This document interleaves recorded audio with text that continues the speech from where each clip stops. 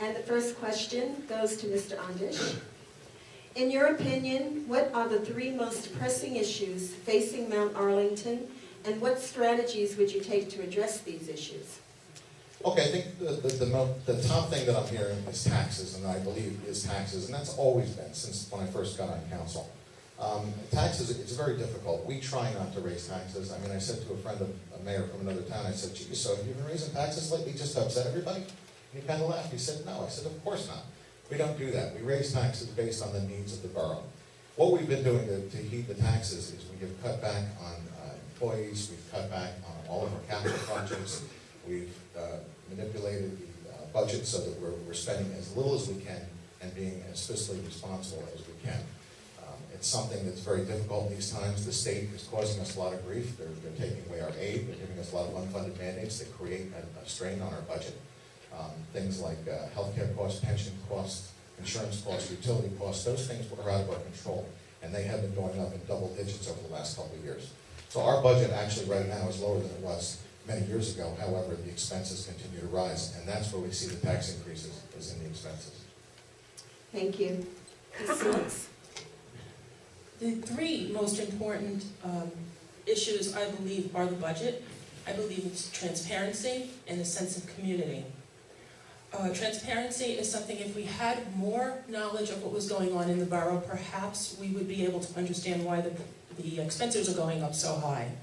But when we talk about the budget and we talk about pensions and health services, 2008 and 2009 were less than $500,000. We had construction costs and engineering costs of over $1 million, and we have a bond that is over $1 million. So while we cannot control the pensions and the health care, which seem to be a smaller portion compared to the construction and engineering costs that we are incurring, my biggest concern for the budget is the bond that needs to be paid back. A sense of community with so much struggle for finances, I think that the community is having a hard time regaining its sense of community. May I rebut that? Yes. Okay, the engineering fees that Ms. Silks is referring to, I think her numbers are a little bit skewed. The engineering fees are not $1 million. They're much lower than that. There's a lot of things that go into the engineering. A lot of the construction costs are billed through the engineer, so it looks like it's the engineer's fees, but it's not the engineer's fees. So be careful. There's a lot of things that are said here that they need to be looked into a little deeper to understand. Yes. When I talked about 1.7, in 2008 it was $1.7 million for construction and engineering.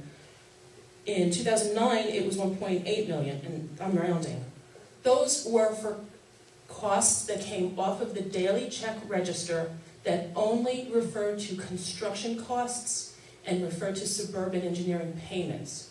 So it's not misinformation, it's really the cost. What the cost is for is subject to debate.